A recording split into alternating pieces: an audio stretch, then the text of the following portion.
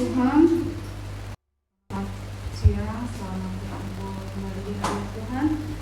Karena sudah tiba waktunya kita akan mulai ibadah pada siang hari ini. Kita mau fokus untuk meninggikan nama Tuhan.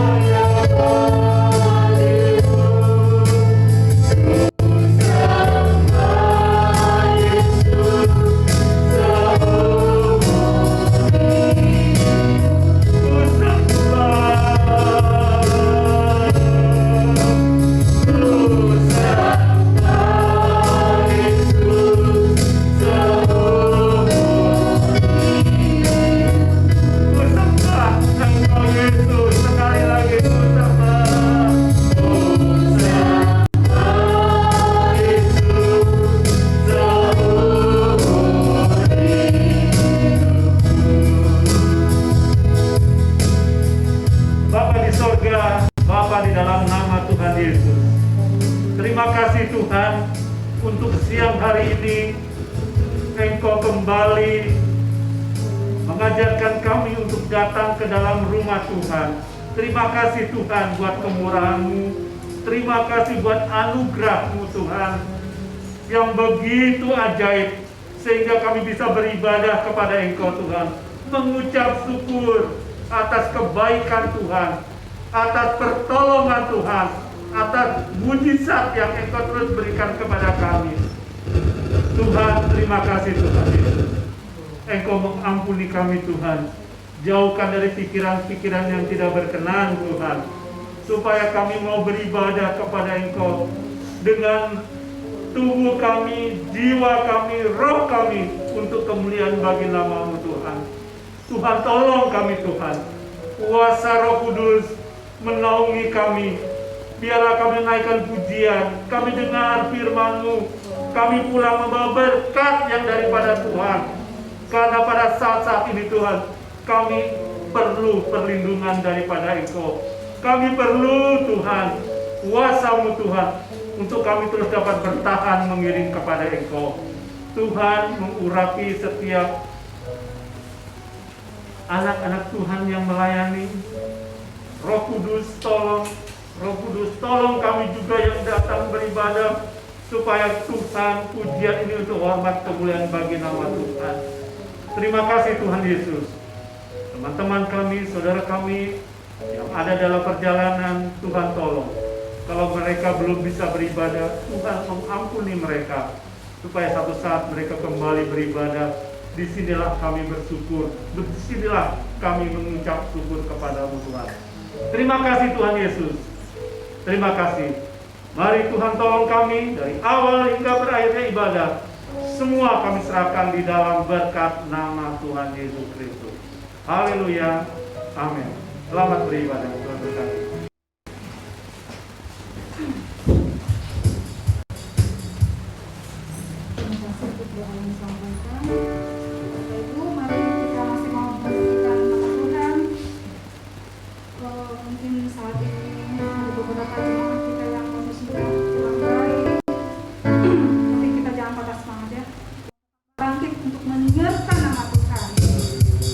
Serukan nama Tuhan.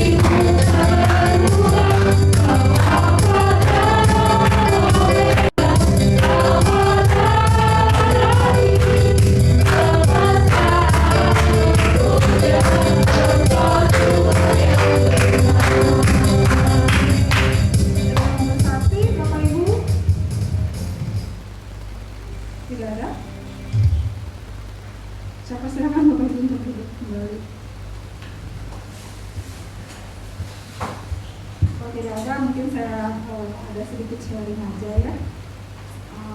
Saya hanya mau mengucap syukur kepada Tuhan kita, Tuhan yang dahsyat, Tuhan yang penuh dengan cinta kasih-Nya. Karena sepanjang masa pandemi ini kita hampir lebih dari 2 tahun ya Bapak Ibu. Kita semua tahu di sini kita banyak mengalami kesulitan, tapi bagi kami, keluarga kami, pemeliharaan Tuhan, penyertaan Tuhan itu luar biasa. Kami banyak mengalami hal-hal yang mungkin di luar nalar manusia. Mungkin Bapak Ibu pernah tahu kesaksian saya sebelumnya bagaimana saya hampir kehilangan nyawa saya hanya untuk hal yang kecil, tapi Tuhan tetap jaga saya. Karena kami percaya dengan iman yang walaupun hanya kecil di dalam keluarga kami, tapi kami tahu Tuhan akan selalu menopang hidup kami.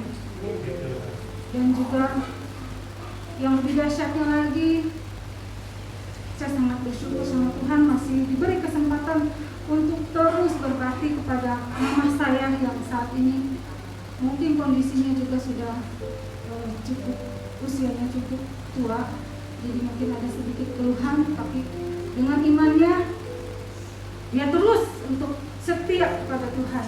Dia terus melangkah ke hadirat Tuhan, walaupun ya tadi sempat sakit, tapi ya saya percaya. Saya belajar banyak dari mama saya, belajar bagaimana iman dia yang selalu menguatkan kami, yang selalu menopang kami. Dan memang terbukti penyertaan Tuhan bagi kami itu cukup banyak.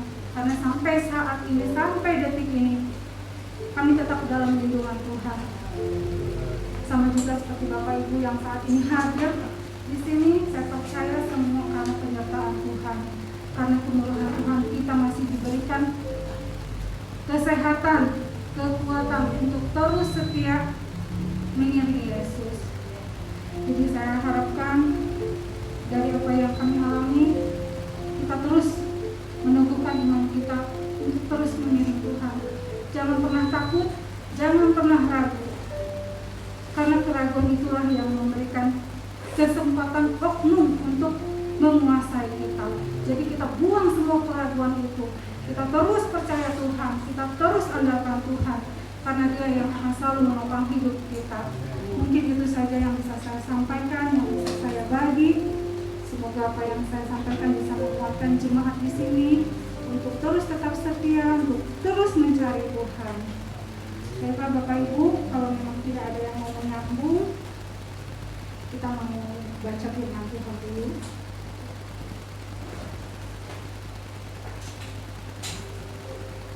Kita mau buka kitab kita di Ibrani 10.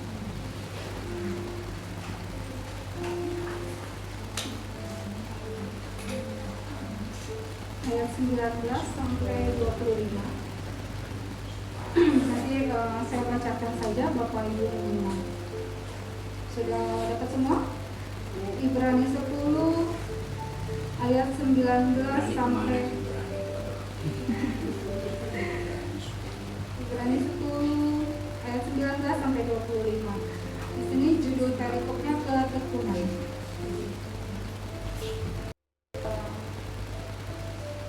Saya persilahkan untuk bangkit berdiri sebagai penghormatan pada firman Tuhan.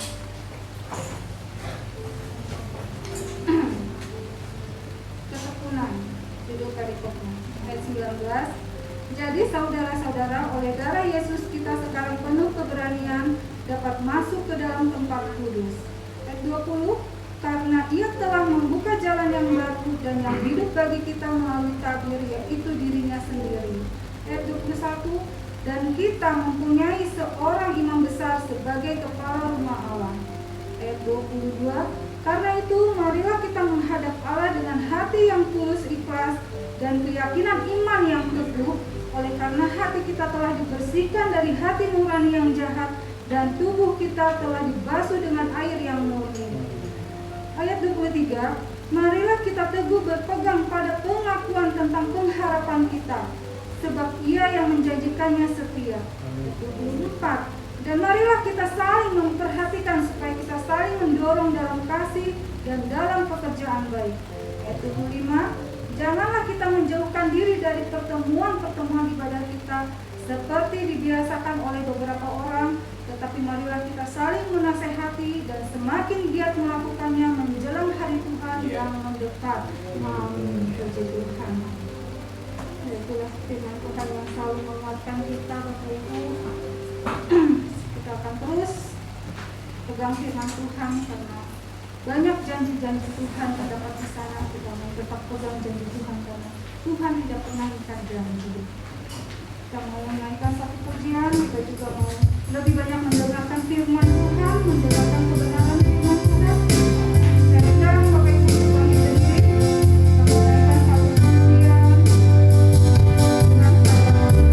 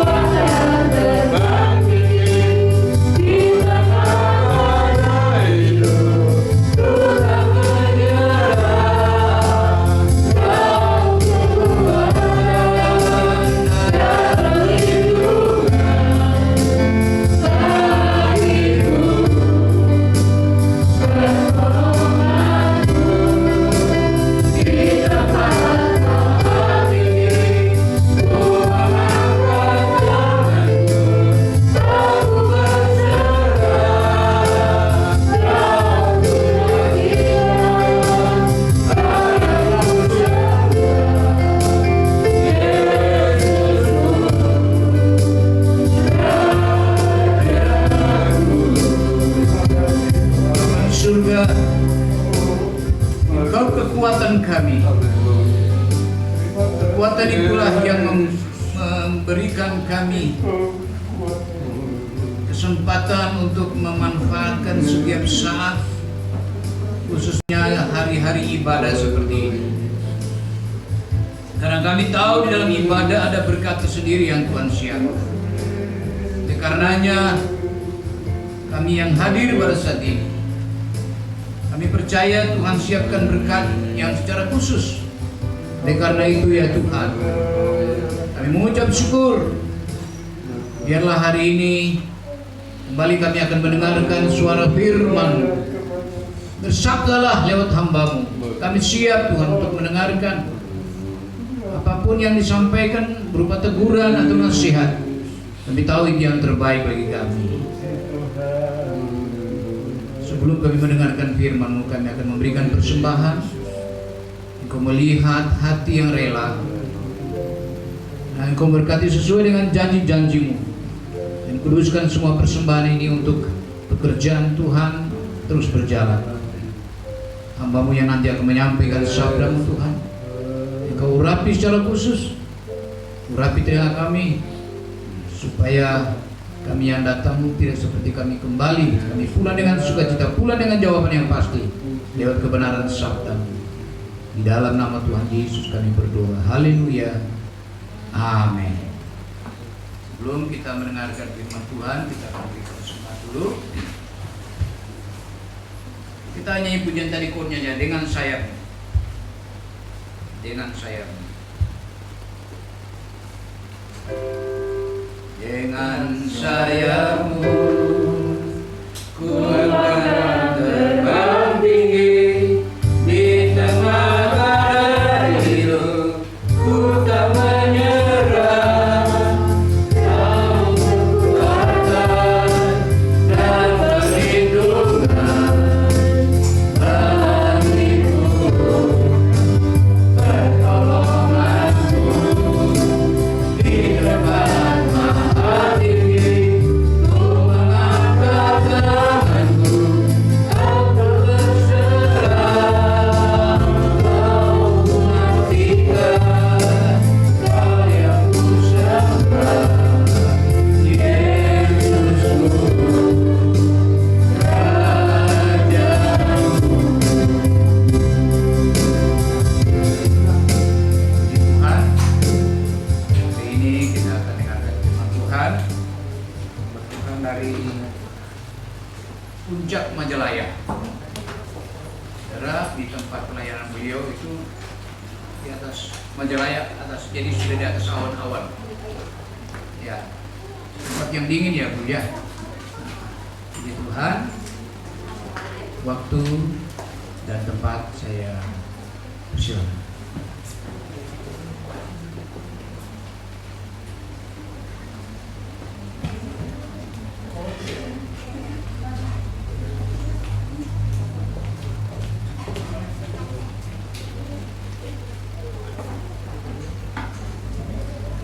Puji Tuhan.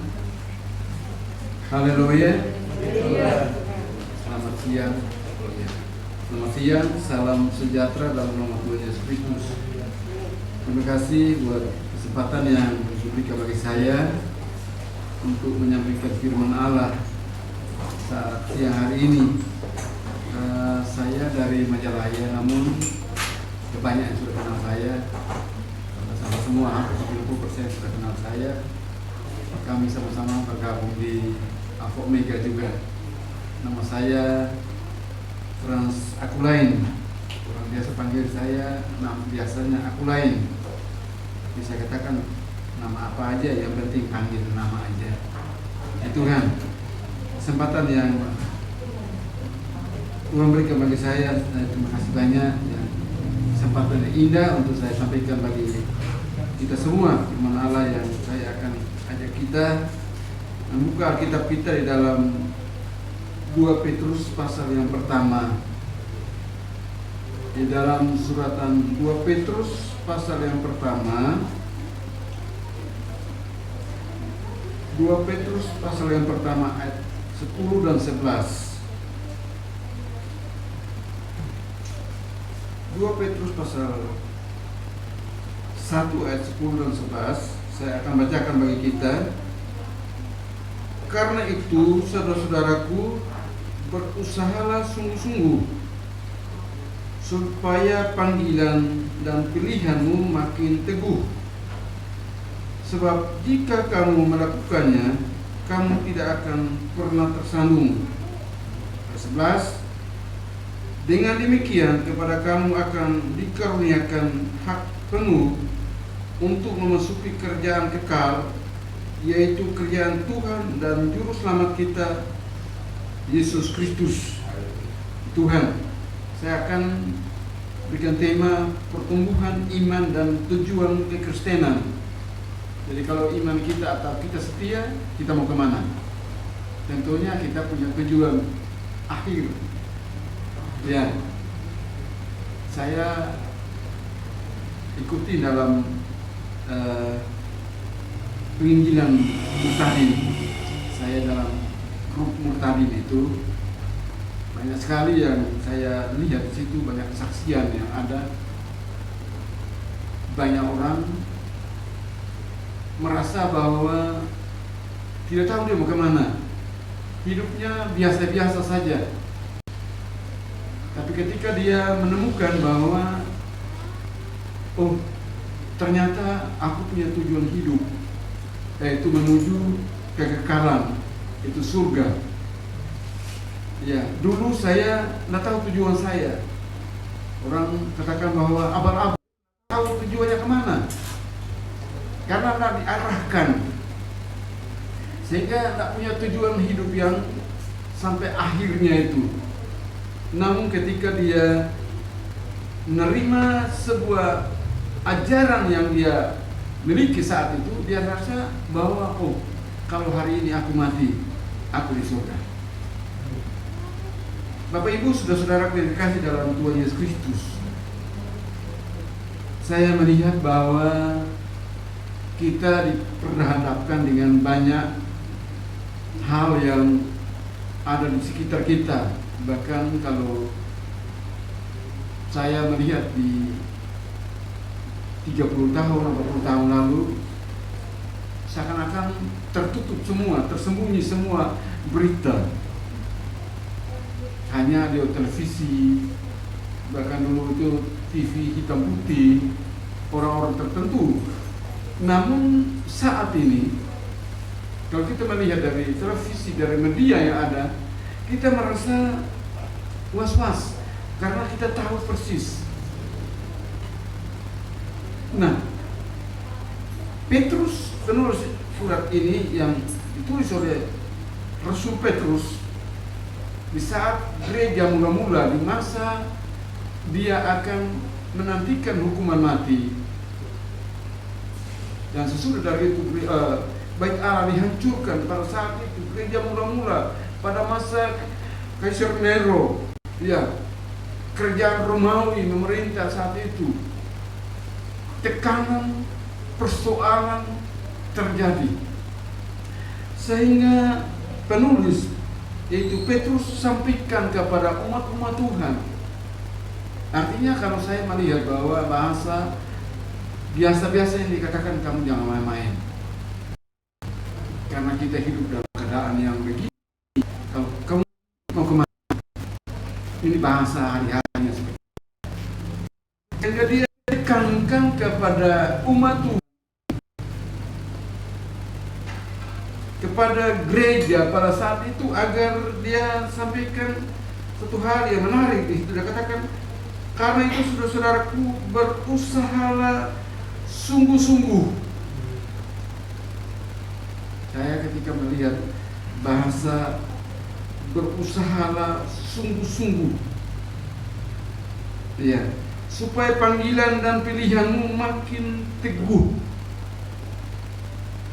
makin, boleh katakan dalam bahasa lain dia katakan makin kokoh, makin kuat. Jadi tidak tergoyahkan oleh keadaan yang di sekitarnya. Ya.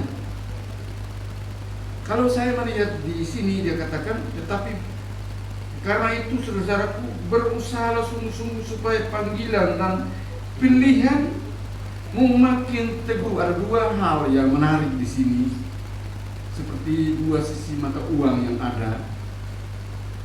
Jadi kalau saya ambil separuhnya saja, maka beli sesuatu tidak ada gunanya, tidak laku.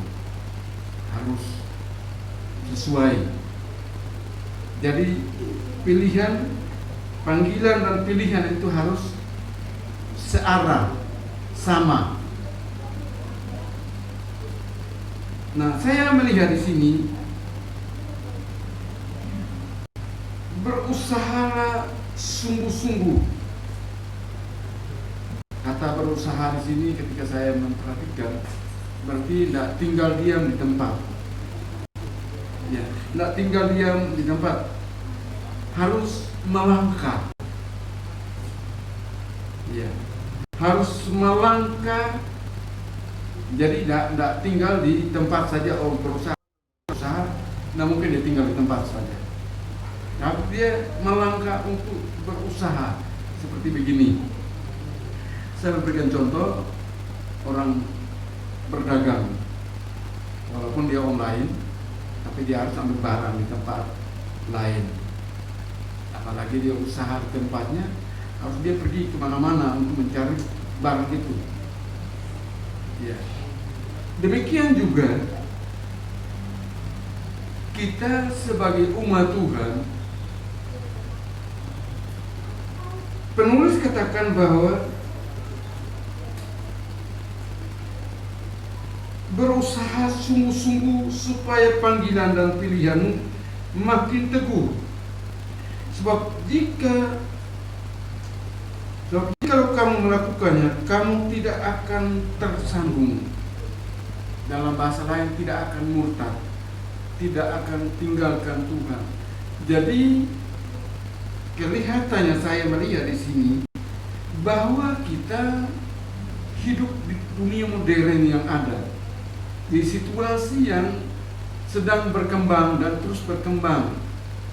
Tidak seperti tahun-tahun 60-an, 50-an, 70-an, 80-an masih ada samaan yang ya di daerah-daerah masih berkembang. Sekarang kita kalau telepon ke pedalaman-pedalaman, dia sudah pakai Android, dia sudah pakai HP dan lain sebagainya, televisi, melihat situasi yang ada. Ya. Sehingga saya mau sampaikan hal ini agar panggilan kita dan pilihan kita harus berjalan, harus kita kerjakan.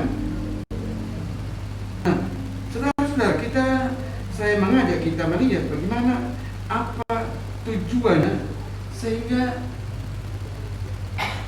Petrus menyampaikan hal ini kepada umat Tuhan. Saya ingin kita membaca di situ juga, di dalam pasal 2 ya, di situ. Di pasal 2 di situ, ayat 7 dan 8. Pasal 2 ayat 7 dan 8.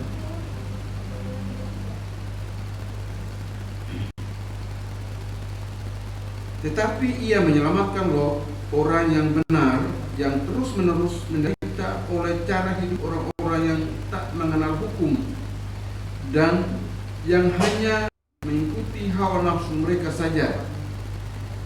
Sebab orang benar itu tinggal di tengah-tengah mereka dan setiap hari melihat dan mendengar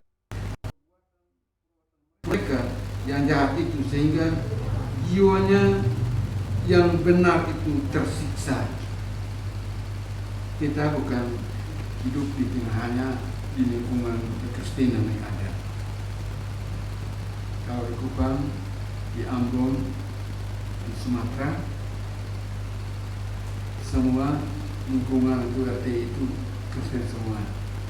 Saya tahun 80-an itu berangkat dari Kupang ke Irian itu, kami di sana di satu daerah yang di desa itu belum ada masjidnya, tidak ada masjid di situ karena orang Kristen semua. Namun kalau kita di kota besar di Pulau Jawa, lingkungan kita itu berbeda,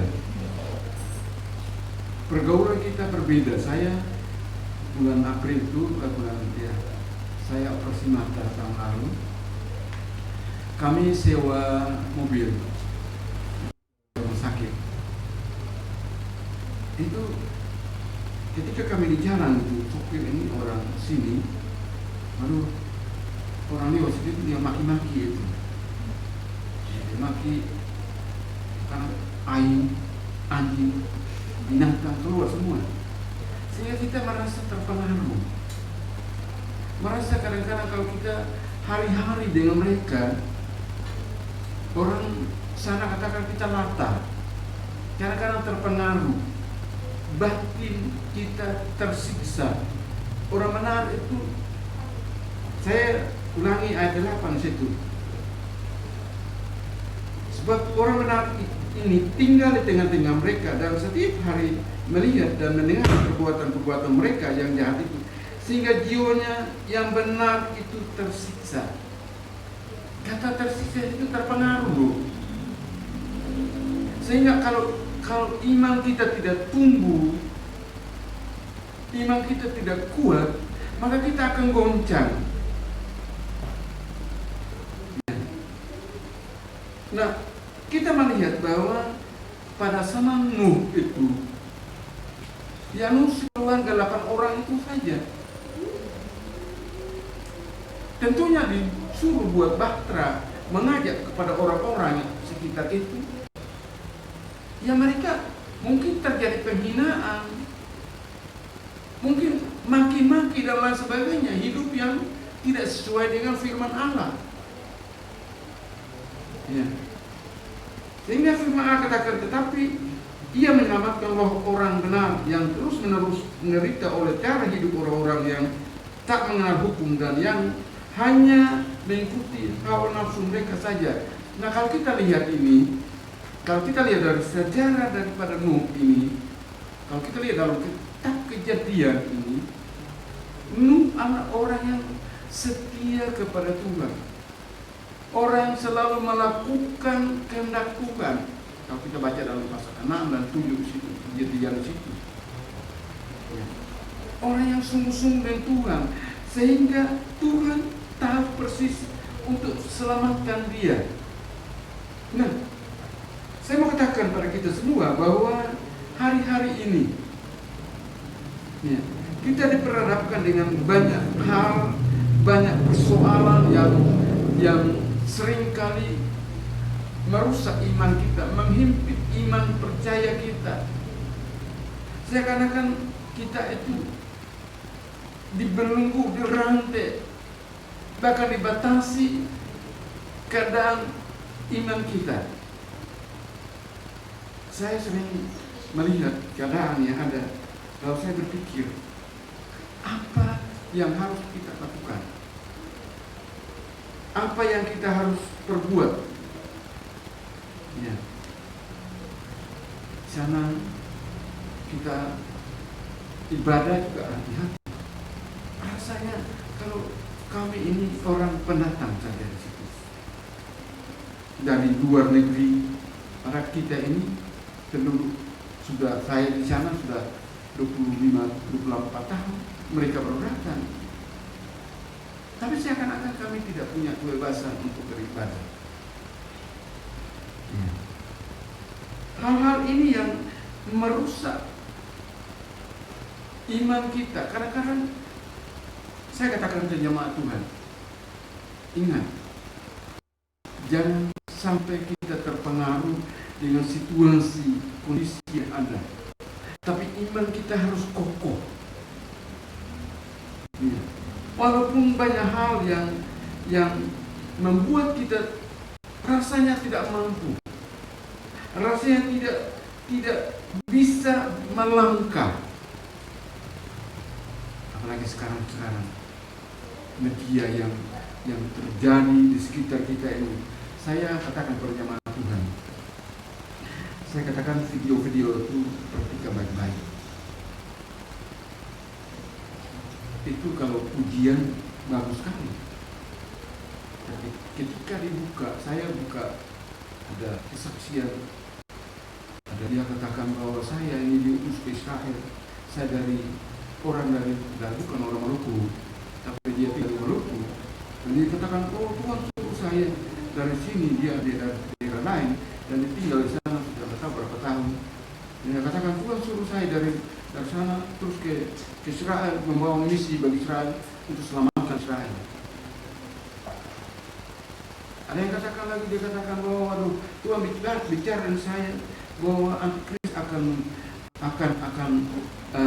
menguasai dunia. Saudara, di hari-hari ini di Amerika Latin, di Eropa, ada beberapa negara yang terjadi. Bermunculan pelajaran-pelajaran yang akan merusak umat-umat Tuhan. Saya membaca dari status yang ada dari tadi itu di Amerika Latin, Eropa, negara Eropa, Asia sana, itu sudah mulai terjadi. Memerlukan iman percaya anak-anak Tuhan. Nah, kalau kita tidak sungguh-sungguh di dalam Tuhan, maka kita akan tergoyahkan, kita akan tertinggal, kita akan tergeser iman kita. Kitab Hosea di situ dikatakan begini. Saya ingat dalam Hosea pasal 4 ayat 6 dia katakan begini. Umatku binasa karena tidak mengenal Allah. Di dalam Hosea pasal 4 ayat 6 salah bagian A-nya di situ. Umatku binasa karena tidak mengenal Allah. Di dalam terjemahan Inggrisnya di situ dia katakan umatku binasa karena tidak berpengetahuan akan firman Allah. Nah, kata berpengetahuan berarti tidak belajar firman Allah, tidak memiliki firman Allah. Saya selalu katakan kepada jamaah Tuhan bahwa kamu lebih dari kami ya hamba Tuhan, karena setiap kali kamu kuliah hari Minggu ikut pendidikan Alkitab, setiap saat ikut pendidikan Alkitab.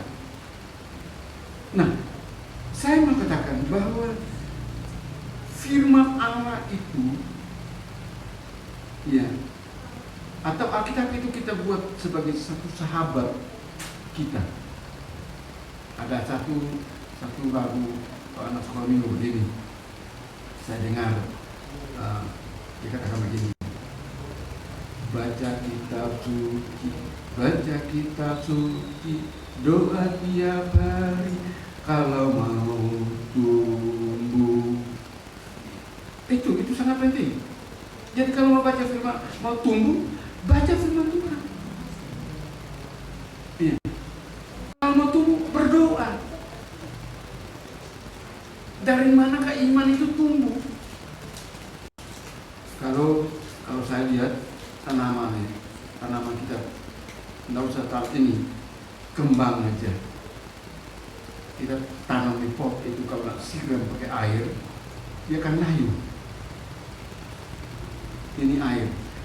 Kita juga sebagai orang percaya, iman kita bagaikan tanaman yang harus disiram dengan air. Air mana?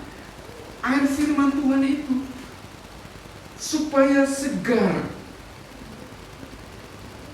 Ya, ada 3 hal yang saya melihat di sini, yaitu belajar firman Allah, iman itu bertumbuh dari mana? Setia membaca firman Allah dan mendengar firman Allah. Jadi kita baca sendiri dan mendengar hamba Tuhan yang menyampaikan. Yang kedua, membangun hubungan intim dengan Tuhan, yaitu apa? Berdoa. Yang tadi sudah saya katakan. Dan setia beribadah kepada Tuhan. Tadi saya katakan bahwa di dalam ayat ini dia katakan, berusahalah sungguh-sungguh supaya panggilan dan pilihanmu makin teguh. Berusaha berarti kita melangkah kemana? Kita beribadah kepada Tuhan. Disitulah kita akan dikuatkan, kita akan diteguhkan. Iman kita mulai kokoh, mulai kuat karena ada firman Allah. Tanpa firman Allah, goyah kita. hancur iman kita. Orang yang punya firman aja, yang punya firman Allah aja jatuh. Apalagi orang yang tidak memiliki firman Allah. Saya tahun 80 lebih, saya karena walaupun orang Kristen, tapi belum mendalami tentang firman Allah, sembarang saya itu. Jadi orang kalau memujuk saya, ya ikut-ikutan aja. Lalu satu waktu orang bilang sama saya begini, kamu menikah dengan siapapun, ya mau agama seberang juga ada apa-apa, yang tujuannya satu. Setelah itu saya semakin belajar firman Allah, dengar, dan saya tanya. Lalu saya mengerti, paham. Kekristenan itu punya tujuan akhir, yaitu surga. Ya.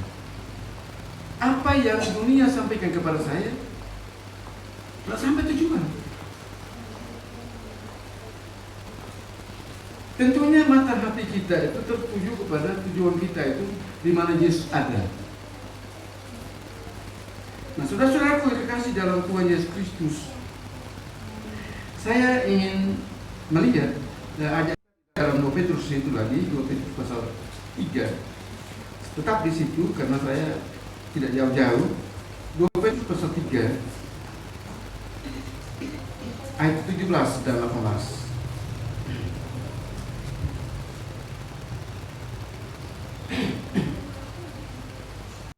2 Petrus pasal 3 ayat 17 dan 18. Tetapi kamu saudaraku yang kekasih, kamu telah mengetahui hal ini sebelumnya. Karena itu waspadalah supaya kamu jangan terseret ke dalam kesesatan orang-orang yang tak mengenal hukum, dan jangan kehilangan peganganmu yang teguh. Nah, Petrus sampaikan bahwa mereka sebelumnya itu mereka sudah mengetahuinya.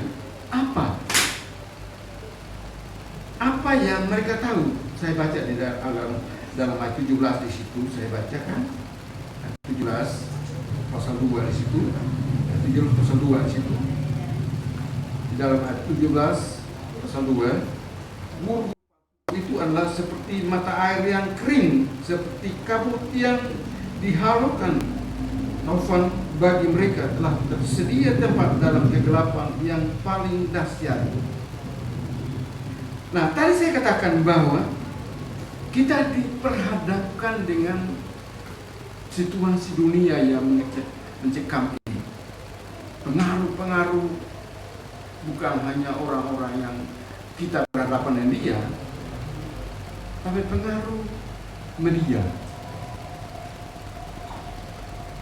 Itu sebabnya saya mengatakan, kalau saudara mungkin merasa bahwa membuka sebuah video, saya mau sampaikan pada jemaat, merasa ragu, ada amat-amat di sini datang tanya, ada tujuannya apa ini, maksudnya apa, supaya jangan sampai kita terseret, kita jatuh, iman kita goyah. Saya punya HP rusak, jadi video saya kalau sudah rusak saya bukakan kepada saudara. Ada seorang wanita, pendeta dia sampaikan itu karena HP saya rusak, videonya dia berbicara, oh Antikris sudah mau menguasai dunia ini, sudah ini dan lain sebagainya. Saya tutup aja. Nah, ini saya mengatakan ada persoalan yang terjadi juga saat ini, seperti vaksin ini terjadi. Ada yang bermunculan karena saya punya grup terlalu banyak di itu. Ada bermunculan ini, ada munculnya antikris.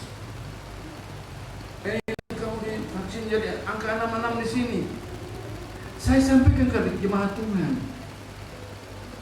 Saya katakan jemaat Tuhan yang sungguh-sungguh setia kepada Tuhan, yang sudah penuh dengan Roh Kudus, kalau belum disingkirkan, belum diangkat, itu berarti bukan. Karena ketika Kristus menguasai dunia, sebelumnya itu orang percaya diangkat dulu, disingkirkan di tempat khusus. Jadi jangan sampai tidak terpengaruh. Oh, aku tidak mau vaksin. Bukan. Itu kita harus mengerti tentang firman Allah supaya kita tidak terpengaruh dengan situasi yang ada. Saya ulangi ayat ini. Tetapi kamu, saudara-saudaraku yang kekasih, kamu telah mengetahui hal ini sebelumnya. Karena itu waspadalah supaya kamu jangan terseret ke dalam kesesatan orang-orang yang tak mengenal hukum atau firman Allah, dan jangan kehilangan peganganmu yang teguh, ayat 18, tetapi bertumbuhlah dalam kasih karunia dan dalam pengenalan akan Tuhan dan Juru Selamat kita Yesus Kristus, baginya kemuliaan sekarang dan sampai selama-lamanya. Bertumbuhlah dalam kasih karunia Yesus Kristus. Nah, dari mana bertumbuhnya itu? Firman Allah di dalam Roma pasal 10 ayat 17 dikatakan, jadi iman itu tumbuh atau timbul dari pendengaran dan pendengaran akan firman Kristus itu. Jadi kalau kita tidak pernah membaca firman Allah, tidak pernah mendengar firman Allah, maka iman itu timbul dari mana? Tumbuh dari mana? Satu waktu seorang hamba Tuhan dia khotbah begini. Dia khotbah berapi-api. Dia khotbah berapi-api, lalu dia tanya sama jemaat, siapa yang mau masuk surga berdiri? Lalu semua jemaat berdiri. Lalu tinggal satu bapak karena dia ngantuk. Jadi dia ngantuk terus mendengar firman Tuhan. Lalu jemaat, ayo duduk, silakan duduk. Lalu ditanya lagi, siapa yang mau masuk neraka? Bapak itu berdiri. Lalu pendeta tanya sama dia, Bapak masuk neraka? Bukan, Pak. Tapi Bapak pendeta berdiri terus, maka saya juga ikut berdiri. Kasihan Bapak pendeta. Itu karena ngantuk, bingung dia, nggak tahu mau jawab apa. Nggak mau, dia mau berdiri juga bingung dia, mau duduk juga bingung. Jadi iman itu tumbuh dari pendengaran akan firman Kristus itu. Nah, kalau iman kita tumbuh, saya mengatakan bahwa kalau iman itu saya berikan contoh seperti pohon yang kecil yang tumbuh, pasti dia punya akar dan dia terus naik. Demikian juga iman kita. Kita harus dewasa rohani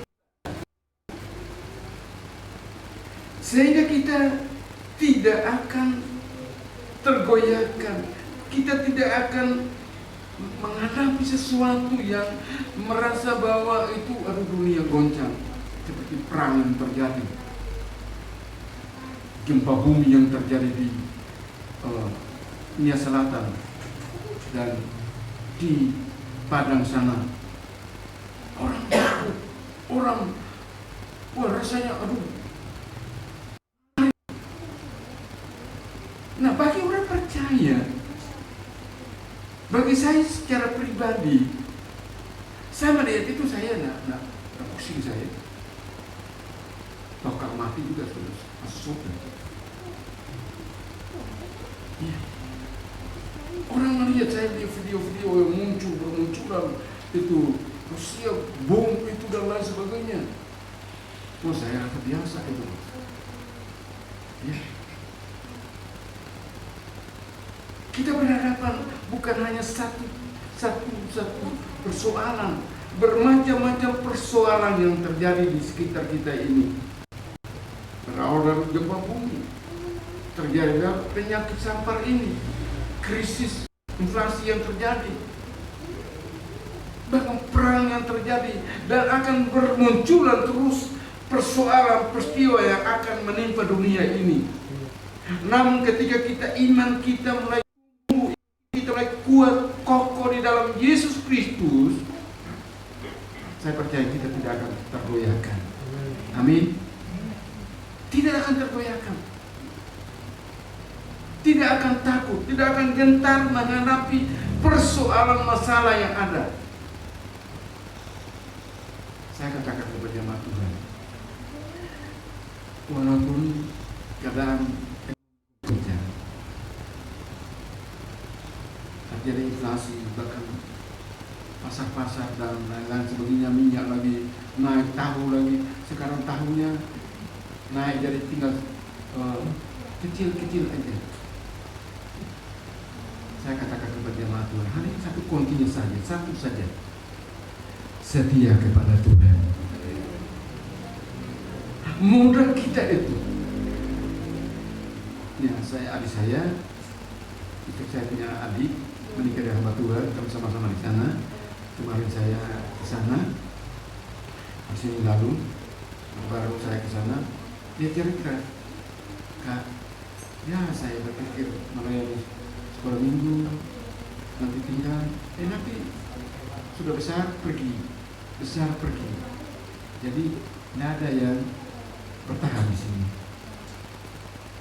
Saya katakan kepada dia, karena dia belum ada pelayanan orang dewasa, saya katakan kepada dia, kuncinya satu saja, setia kepada Tuhan, maka pasti Tuhan pelihara kita. Kalau kita setia sungguh-sungguh kepada Tuhan, kegoncangan yang terjadi, persoalan yang terjadi, Tuhan akan memberikan kekuatan iman, harapan bagi kita untuk terus melangkah. Apa yang kita mampu, apa yang kita rasanya kita kuat dalam dunia ini, tidak ada sesuatu yang kita kuat, kita mampu selain firman Allah dan Roh Kudus yang dapat memampukan kita. Saya ingat satu firman Tuhan di dalam Matius, di situ dia katakan bagi Petrus, waktu Yesus bicara dengan Petrus di dalam Matius 16 ayat 18 salah, di situ dia katakan pada waktu itu Yesus bincang-bincang dengan murid-murid dan bicara dengan Petrus, dia katakan begini, kamu adalah Petrus, dan di atas batu karang ini bangunlah gerejaku, bangunlah jemaatku, supaya alam maut tidak akan menguasainya. Bangunlah iman kita, bangunlah harapan kita di atas firman Tuhan, di atas Yesus Kristus. Maka goncangan, persoalan, masalah boleh datang, tapi saya percaya Dia akan menolong kita, Dia akan membela persoalan kita. Mungkin saya mau katakan kepada jemaat Tuhan, bagian kita adalah setia kepada Dia, dan apa yang kita tidak mampu, kita serahkan kepada Dia, dan Dia akan lakukan sesuai dengan apa yang kita butuhkan, apa yang kita alami. Sering saya katakan kepada jemaat yang sedikit kecil, yang berapa orang, yang saya katakan kepada mereka begini, maaf, saya pernah karena jemaat ada yang tak mampu, ya, makanya susah sekali. Saya katakan begini, mungkin saya katakan, oh Tuhan, saya ampuni dosa saya, mungkin saya mendidik, tapi inilah saya ingin supaya dia setia. Saya katakan kepada dia begini, kalau kamu datang merasa kolektemu tidak ada, tapi rindu datang kepada Tuhan, datang kepada Tuhan, datang sungguh-sungguh kepada Tuhan, dan kolektemu berapa saja Tuhan tahu, asal tidak sengaja. Ada uang tapi tidak memberi. Tapi Tuhan membutuhkan kesetiaan, kejujuran, kesungguh-sungguhanmu kepada Tuhan. Bapak Ibu, saudara-saudaraku yang dikasih dalam Tuhan Yesus Kristus, saya tidak tahu sesudah dari COVID ini dan apa yang akan terjadi. Tapi satu hal yang saya pesankan pada jemaat Tuhan, Paulus katakan begini, akhirnya hendaklah kamu kuat di dalam Tuhan, di dalam kekuatan kuasanya. Saudara membaca di dalam Efesus pasal 6 ayat 10 di situ. Efesus pasal 6 ayat 10 dikatakan, akhirnya hendaklah kamu kuat di dalam Tuhan, di dalam kekuatan kuasanya. Ketika kita kuat di dalam Tuhan, kita berjalan bersama dengan Tuhan, kita melangkah bersama dengan Tuhan, saya percaya Tuhan tidak akan tinggalkan kita. Mungkin kita merasa bahwa kita ini, waduh, aku tidak mampu lagi. Tapi saya mau katakan, Tuhan mampukan kita. Satu ayat yang saya ingin kita bacakan di dalam pasal 2 di situ. Sebentar kita akan akhiri firman Allah. Kolose pasal 2 ayat 6 dan 7. Kolose 2 ayat 6 dan 7.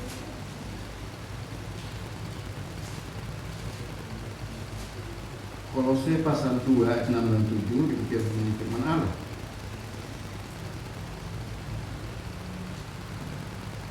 Kamu telah menerima Yesus Kristus.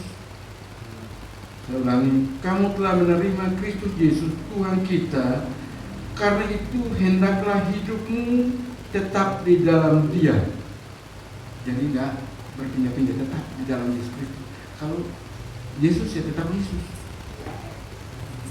Ayat yang ketujuh, hendaklah kamu berakar di dalam Dia dan dibangun di atas Dia. Hendaklah kamu bertambah teguh dalam iman yang telah diajarkan kepadamu, dan hendaklah hatimu melimpah dengan syukur. Tentunya saya sudah sampaikan, dibangun di atas Dia, hendaklah engkau berakar teguh, kokoh. Yang terakhir, Paulus katakan, hendaklah hatimu melimpah dengan syukur. Gaji 500, bersyukur kepada Tuhan. Gaji 1 juta, tetap bersyukur kepada Tuhan. 5 juta, tambah mengucap syukur kepada Tuhan. Tapi makan ikan asin pun tetap bersyukur kepada Tuhan, karena Tuhan pelihara. Jangan mengeluh.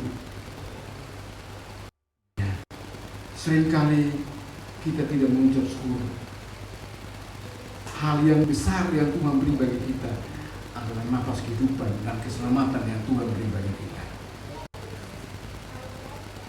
Itu sebabnya siang hari ini, saya mau ajak kita semua agar kita terus berpegang teguh pada iman harapan kita. Jangan kita tergoyahkan oleh situasi keadaan yang ada. Ya, supaya iman kita kokoh di dalam Tuhan Yesus Kristus. Ya. Paulus katakan di dalam satu ayat yang di dalam 1 Korintus pasal 16 ayat 13 dia katakan begini. 1 Korintus pasal 6 ayat 13 dia katakan begini. Berjaga-jagalah, itu tanda seru. Berdirilah dengan teguh dalam iman, tanda seru. Bersikaplah sebagai laki-laki, tanda seru. Dan tetap kuat, tanda seru. Para ahli Alkitab mengatakan bahwa tanda seru itu berarti kita perhatikan baik-baik. Apa tujuan Tuhan dalam perjalanan hidup? Kalau dia katakan berjaga-jagalah, berdirilah dengan teguh dalam iman. Iman kita itu kokoh. bersikaplah sebagai laki-laki. Ini sebetulnya tulisan ini salah. Kalau dalam dikatakan bersikaplah seperti laki-laki. Jadi perempuan juga seperti laki-laki. Bukan berarti harus begini. Iman kita itu loh kokoh, kuat. Seperti laki-laki yang berdiri menghadapi musuhnya itu, seperti seorang petinju. Jangan tergoyahkan. Ayat terakhir. Perhatikan ayat terakhir. Di dalam pemejaan tadi, di dalam 2 Petrus pasal yang ketiga, ya 2 Petrus pasal yang 2 Petrus pasal 1 ayat 18.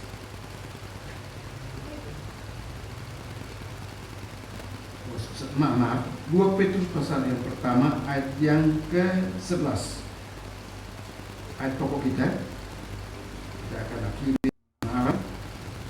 2 Petrus pasal yang pertama ayat yang ke-11. Dengan demikian kepada kamu akan dikaruniakan hak penuh untuk memasuki kerjaan kau, yaitu kerjaan Tuhan dan juru selamat kita Yesus. Tapi kita kuat, kita mampu, kita mempertahankan iman kita sampai akhirnya.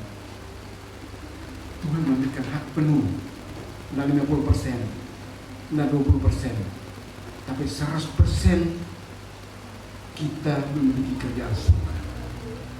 Kita dikatakan bahwa dikaruniakan hak penuh untuk memasuki kerjaan kekal, yaitu kerjaan Tuhan dan Juru Selamat kita Yesus Kristus. Tujuan kita surga. Tujuan kita Allah mau berjumpa dengan Sang Pencipta, Juru Selamat kita, Tuhan Yesus Kristus. Istilahnya saudara-saudara pun dikasih. Firman Allah sore hari ini saya sampaikan kepada kita agar kita tetap setia, sungguh-sungguh pada Tuhan. Dalam Wahyu dikatakan bahwa hendaklah engkau setia sampai mati. Jadi setianya bukan hanya hari ini, tapi setia sampai titik darah terakhir. Maka mahkota kehidupan Tuhan akan siapkan, Tuhan akan karuniakan, itu surga bagi kita semua. Kiranya Tuhan memberkati kita semua. Kita bangun bersama-sama. Kita nyanyikan satu pujian seperti wanita mengasihi. Terima kasih Tuhan Yesus. Haleluya. Terima kasih Tuhan. Mari kita arahkan mata hati kita kepada Tuhan. Kita katakan bahwa Tuhan, mampukan aku supaya aku kuat menghadapi tantangan hidup yang ada. Terima kasih Tuhan Yesus. Haleluya. Terima kasih Tuhan. Haleluya.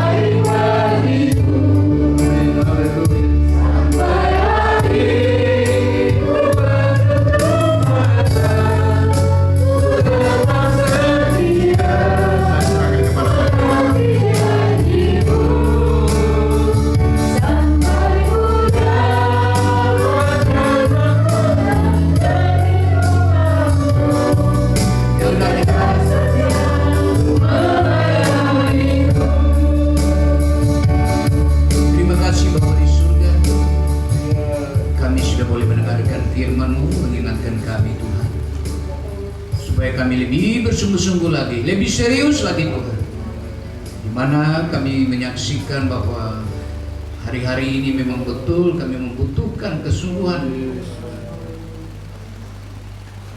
keseriusan kami dalam mengikuti Engkau Tuhan.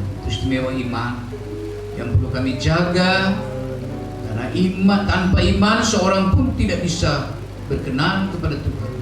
Karena itulah Tuhan, terima kasih buat kebenaran sabda-Mu.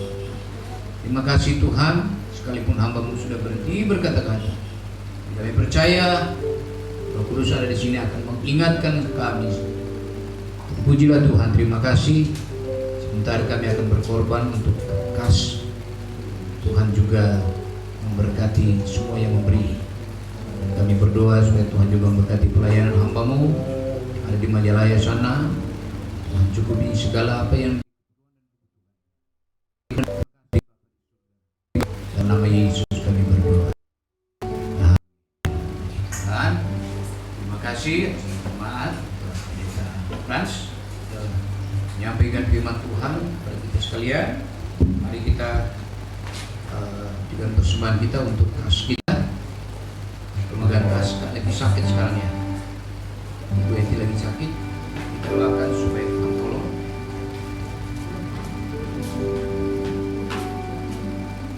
Datang pada Tuhan dengan sorak-sorai. Datang pada Tuhan dengan nyanyian syukur.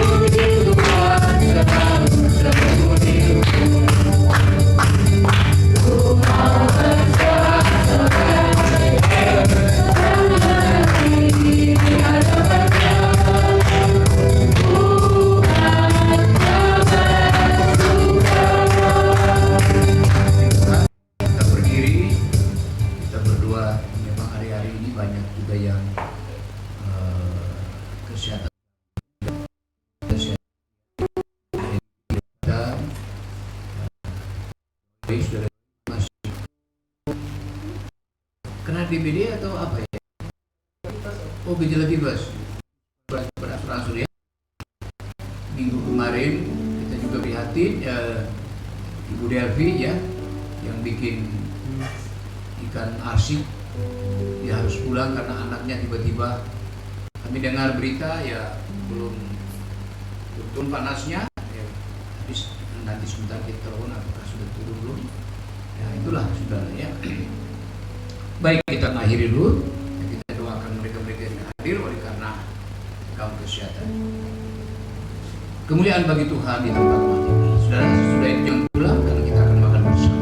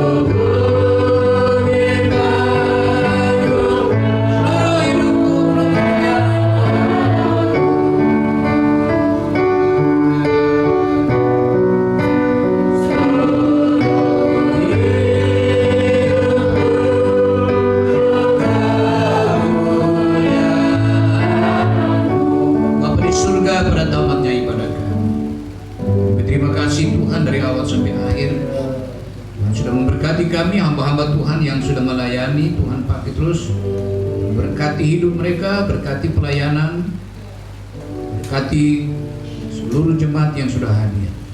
Terima kasih Tuhan. Beberapa saudara tidak hadir karena kesehatan mereka terganggu, seperti saudara kami Ibu Joy yang ada gejala DBD. Kami berdoa supaya Tuhan Engkau pulihkan dia, supaya benar-benar pulih dalam nama Tuhan Yesus, sehingga dengan pertolongan Tuhan minggu yang akan datang, minggu depan, di mana kami sudah masuk dalam bulan yang ketiga, minggu yang pertama, maka kami akan makan dan minum daripada tubuh dan darah Tuhan. Saudara kami Ibu Joy boleh sembuh, Ibu Eti boleh sembuh juga Tuhan. Beberapa waktu masalahnya kami tidak mengerti, Tuhan mengingatkan dia Tuhan. Terima kasih Tuhan. Ibu Emi juga Tuhan yang tidak hadir, Tuhan juga tolong Tuhan. Terima kasih Tuhan. Anaknya yang panas, Tuhan tolong. Kami percaya anaknya sudah dijamah Tuhan dan sembuh. Karena setan tidak ingin orang percaya beribadah, maka dia mencari kesempatan melakukan hal-hal tidak seharusnya. Tapi itulah cara iblis. Tapi kami percaya kami adalah orang yang beriman, kami orang-orang yang menang, orang yang tadi kami doakan. Kami percaya Tuhan sudah tolong Tuhan. Terima kasih, terima kasih. Jangan biarkan anak-anak Tuhan mengabaikan setiap hari Minggu, hari di mana kami beribadah, berkumpul dengan ada kesempatan ini. Dan alasan pekerjaan membuat mereka tidak bisa beribadah. Sangat kasihan melihat kapan mereka bisa bertumbuh kalau mereka tidak mendengarkan firman-Mu. Kasihanilah mereka Tuhan, sadarkan mereka Tuhan, dan berikan pekerjaan yang bisa membuat hari Minggu itu adalah hari yang beribadah kepada Tuhan. Itu doa kami. Terpujilah Tuhan. Terima kasih. Sebentar kami akan makan dan minum daripada makanan yang sudah disediakan jemaat. Makan dengan sukacita. Tuhan rapi makanan ini Tuhan, sehingga kami makan, kami sehat, kami pakai untuk melakukan aktivitas kami setiap hari, terlebih kami beribadah kepada Tuhan. Balas sedikit kali ganda buat semua yang sudah berlelah untuk menyediakan semua ini. Terima kasih. Dan sebentar setelah mereka makan dan kembali pulang, mari Tuhan sertai dalam perjalanan hamba-Mu suami istri yang akan kembali ke Majalaya. Juga Tuhan sertai dalam perjalanan, sehingga sorenya dia bisa ada kesempatan untuk melayani jemaat yang Tuhan percayakan di sana. Terima kasih Tuhan. Dan kami terus berdoa untuk bangsa negara kami. Kalau Tuhan campur tangan terus Tuhan. Dan suatu waktu COVID ini akan berakhir, kembali seluruh kegiatan itu akan normal kembali, khususnya ekonomi. Dan gereja kembali bisa berbondong-bondong beribadah secara onsite. Terpujilah Tuhan. Terima kasih. Inilah menjadi doa kami, dan mari Bapak Ibu saudara dengan iman kita angkat tangan. Terimalah berkat anugerah damai sejahtera Bapa di surga, kasih kemurahan Tuhan kita Yesus Kristus dan persekutuan Roh Kudus kiranya menyertai kita hari ini. Besok akan sampai Maranatha, Tuhan Yesus datang kembali. Diberkati engkau dalam hidup rumah tanggamu sah, di dalam nama Tuhan Yesus Kristus. Yang percaya katakan selamat siang, Tuhan berkati. Selamat menikmati makan siang, dan jangan lupa minggu depan kita sudah di bulan Maret kita ibadah dilanjutkan dengan makan dan minum dari tubuh kita. Atas nama sidang jemaat mengucapkan terima kasih Bapak Pendeta Kulai. Tuhan memberkati.